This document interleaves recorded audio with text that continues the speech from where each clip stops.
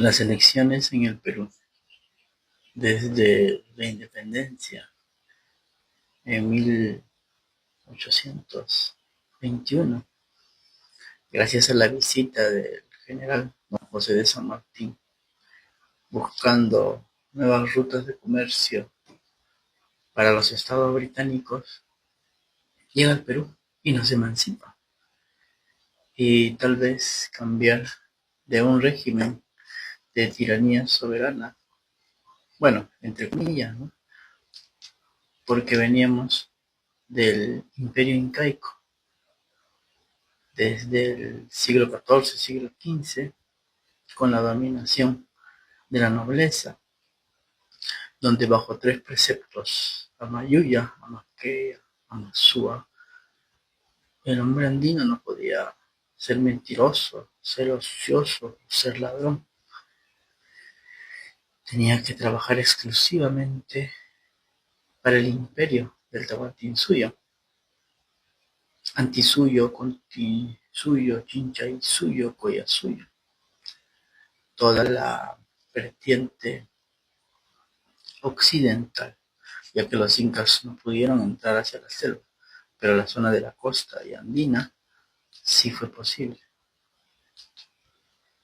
Eso fue importante para el desarrollo del país y nuestras costumbres, pero estábamos supeditados a un dominio, es decir, tal vez no a una corona, pero sí al Inca.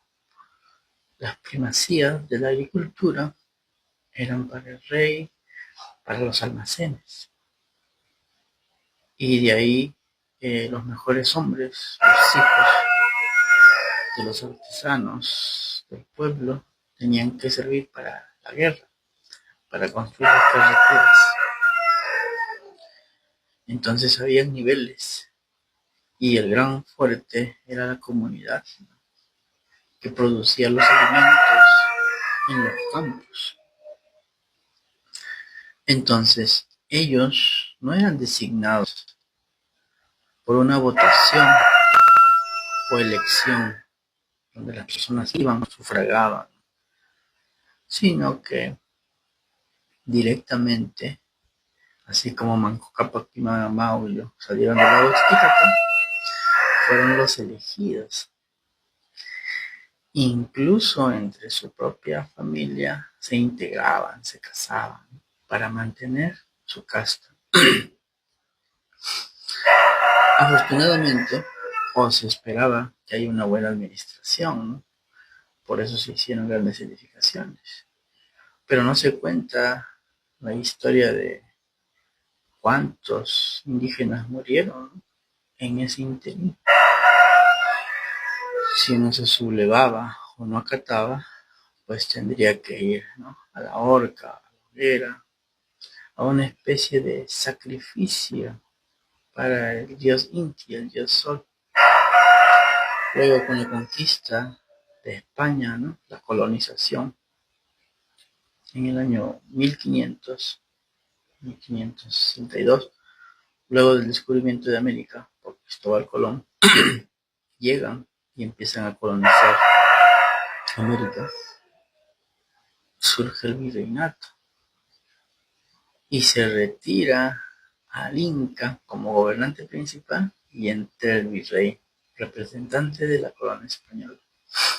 De igual manera, una administración extranjera que permitió un desarrollo sostenido del Tahuantinsuyo, ahora en virreinato. Entonces se hicieron grandes universidades, ¿no? El comercio aumentó a través de las embarcaciones, la agricultura, ¿no?, la exportación, y bueno, las casas de la colonia, ¿no?, las grandes instituciones empezaron a desarrollarse. Tampoco hubo elecciones. El rey ponía a su virrey, ¿no? Incluso se tenía que ya pagar impuestos. Desde el incanato pagábamos impuestos. Había que dar un día las primacías, no olvidar, eran para la nobleza y estas se iban a ir almacenando. Y una parte era bueno porque Si en algún momento pasaba algo, de ahí se podía distribuir, ¿no? En tiempos de hambruna. Entonces era importante tener un buen administrador. Es como hablar de los terratenientes luego de la emancipación.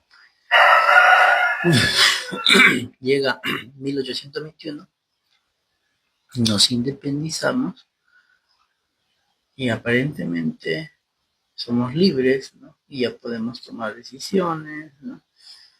Y el hermano Afro también, con Ramón Castilla, se le abola la esclavitud. Los indígenas también, ¿no? Son dueños de su tierra, pero acá hay un entrampamiento. A través de la figura democrática, ¿no? Se nos impone un presidente en los primeros años, como José de la Mar o de Ribagüero, y empieza una gobernación, entre comillas, de caudillos que ya han venido trabajando cómo va a ser el sistema democrático en el país. Y como hasta ahora sucede, el hombre del campo no sabe votar, marca por marcar, no se equivoca o lo pone en blanco y al final esa cédula se rellena. Entonces, ¿quién nos está gobernando finalmente? Nos ponen la figura de elecciones. Inicialmente el Congreso eligió los primeros presidentes, pero después se fue haciendo a través de urnas, ¿no? Y la población iba a votar.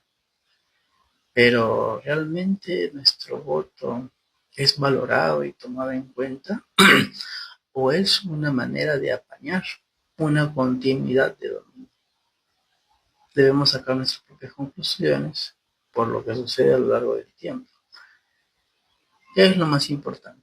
Que sí tenemos que ir a votar porque hay una multa, hay que cumplir, son las directrices del Estado, ¿no? Sabemos que no necesariamente va a salir nuestro candidato. Sabemos que la gran mayoría de los candidatos son corruptos. Hay un grupo de candidatos que son de extrema izquierda, ¿no? Socialistas, comunistas, por no decir.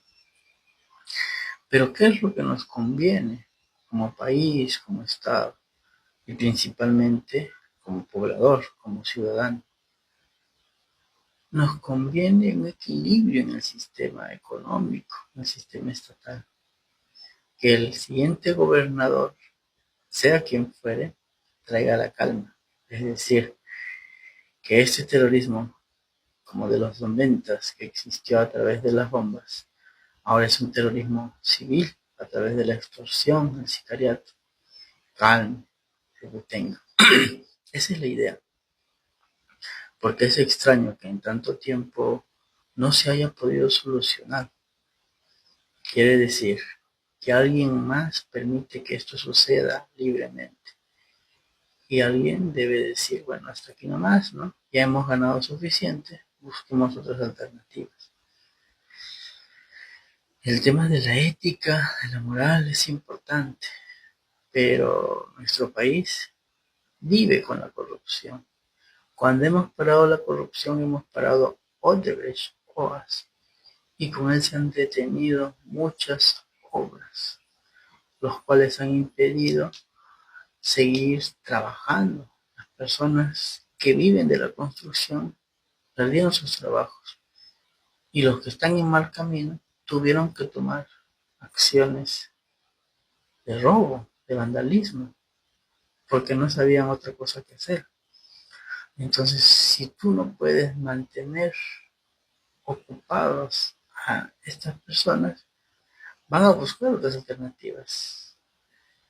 Y si no hay un orden o control por nuestros militares o nuestras fuerzas policiales y sobre todo nuestros gobernantes a través de las leyes, va a ser muy difícil. Entonces necesitamos un país con seguridad que permita hacer obras, ¿no? Obras de calidad, de infraestructura, carreteras, colegios, hospitales que sirvan. Por eso nuestro voto que sea informado y que el país siga trabajando.